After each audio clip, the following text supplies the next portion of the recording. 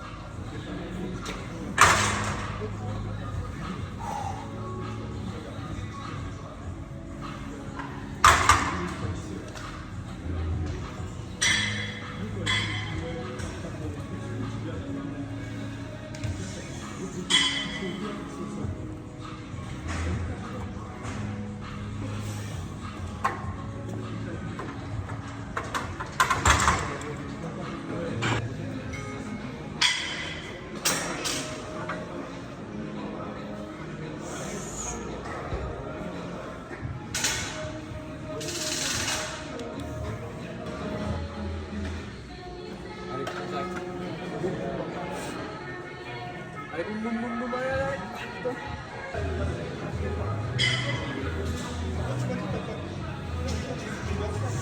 Allez, tiens. Boum. Ça arrive en fait, je crois que c'est chiant.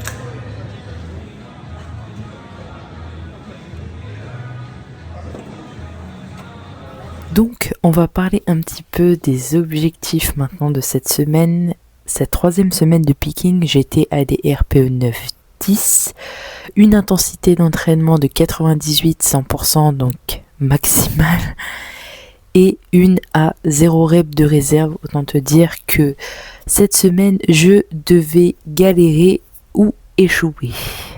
Maintenant, par rapport à ce que tu as vu, et bah sur une 3e semaine de picking, normalement, tu devrais galérer ou échouer, comme je l'ai dit, mais ne pas échouer toutes tes séries. Et c'est là où, du coup, je te rapproche. Tu as pu voir que ça a été beaucoup plus compliqué. Comme je l'ai dit, j'ai terminé vendredi ma séance vraiment dans un bon état physique et mental. Je suis arrivée sur ma séance mardi, je me suis dit ok, j'ai été bien, et là j'ai vu que ma séance était un petit peu catastrophique. Mine de rien, je me suis pas trop posé de questions et je me suis pas dit ok, bon, on va prendre de décisions hâtives. Parfois aussi il y a le stress, il y a la récupération, l'alimentation, le sommeil, etc. Donc j'ai un petit peu pesé le pour et le contre et je me suis dit que j'aviserais à la prochaine séance. Et sur la 2e séance, du coup, squat bench, bah déjà je me mets sur mon squat et mes barres de chauffe sont notamment 100 kg au squat et 55 au bench, me paraissent déjà très très lourdes. Et par la suite, bah ça a été à nouveau cette fois-ci des échecs. Pour te faire un petit peu le ratio, sur ma première séance, sur les 5 séries, j'en ai réussi 2, mais vraiment je les ai sortis du fin fond de je sais pas d'où d'intérieur de moi. Et sur la 2e séance, ça a été que des échecs. Quand j'y repense, ça a été que des échecs. Et vraiment, en fait, extérieurement, j'ai une forme. Vraiment, extérieurement, j'ai la patate, j'ai une bonne récupération, le sommeil, ça va, l'alimentation, ça va. Mais quand je suis en fait sous mes barres, bah en fait, je m'éteins. Comme si mon cerveau n'avait plus de jus et je m'éteins littéralement. Ce qui en vient à me poser la question, parce que le picking est du coup un stress d'entraînement très intense, éprouvant pour le corps et également pour le mental. Mais le problème est que aujourd'hui à l'instant T, mon système nerveux en fait n'a tout simplement plus de jus.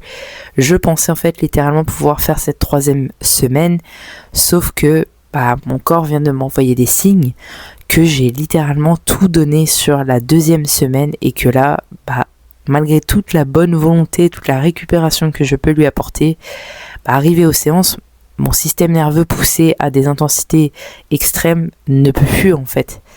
Et là, à l'instant T, je m'expose à un risque de blessure élevé ou potentiellement des petites gênes, etc.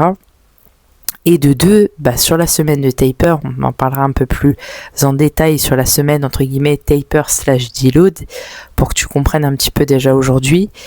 Je m'expose à ne pas récupérer assez. Aujourd'hui, je sais que je ferai du coup ma séance le jour J, je testerai mes max dans 2 semaines.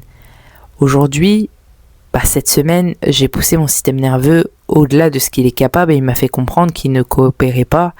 Est-ce que je me dis que je fais ma séance SBD qui est encore plus éprouvant, squat, bench, deadlift dans la même séance, et je le pousse, mais je sais que je vais pas réussir cette séance parce que je le sens vraiment à l'intérieur de moi que je suis cuit, et je m'expose à avoir seulement 2 semaines et même en faisant les choses correctement à ne pas récupérer et du coup arriver potentiellement fatigué dans 2 semaines le jour J, ça serait embêtant. Tu comprends bien que si j'ai fait cette prépa depuis 4 mois, ça m'embêterait de ne pas pouvoir arriver au jour J en forme, frais physiquement et mentalement et de pouvoir donner le meilleur de moi-même. Parce qu'aujourd'hui, à l'instant T, je suis très très fier du niveau que j'ai aujourd'hui, mais je ne m'estime pas avoir donné 100% de mes capacités. Et vraiment, je suis quelqu'un de compétiteur, je suis quelqu'un qui va au bout des choses. Et si j'ai fait cette prépa-là, c'est vraiment pour aller au bout du bout. Donc, j'ai pris la décision d'arrêter le picking cette semaine et de ne pas effectuer la 3e semaine en entier. En gros, c'est comme si la 3e semaine entre guillemets n'avait pas existé, même si réellement je me suis entraînée, et du coup de commencer déjà le taper parce que comme je t'ai dit, trop de risques de blessure, une récupération qui va être insuffisante et un stress beaucoup trop élevé mentalement et physiquement, et du coup je ne serai pas capable de performer le jour J quand je vais tester mes max. C'est une décision, je pense, intelligente. Je ne le vis pas comme un échec ou un abandon, je le vis simplement comme une continuité des choses. Pour moi, l'important, c'est vraiment de donner le meilleur de moi-même et d'être fier de moi-même à la fin et de me dire ok, j'ai tout donné et voilà, j'ai accompli ce que j'avais à accomplir, que de potentiellement se dire je continue mais je risque de tout faire foirer pour rien parce que par manque d'intelligence et par ego de vouloir absolument continuer ce qui était prévu de base. Donc très important parfois d'écouter aussi son corps, d'écouter et d'aviser, de pas prendre de décision hâtive, de faire un petit peu le check-out. Comme j'ai dit, j'ai fait le check-out de mon alimentation, de mon stress actuellement, de mon état mental, de mon état physique, de mon état nerveux. Et là, c'est vraiment le système nerveux qui est out de chez out et que je ne peux pas aller au-delà. Donc j'ai pris la décision d'arrêter ce picking. J'ai tout donné. J'ai vraiment tout donné. Et je suis fière de moi. Et maintenant, place au deload, ça va vraiment faire du bien et on repartira l'énergie pleine. Donc je te dis à bientôt pour une prochaine vidéo. Ciao.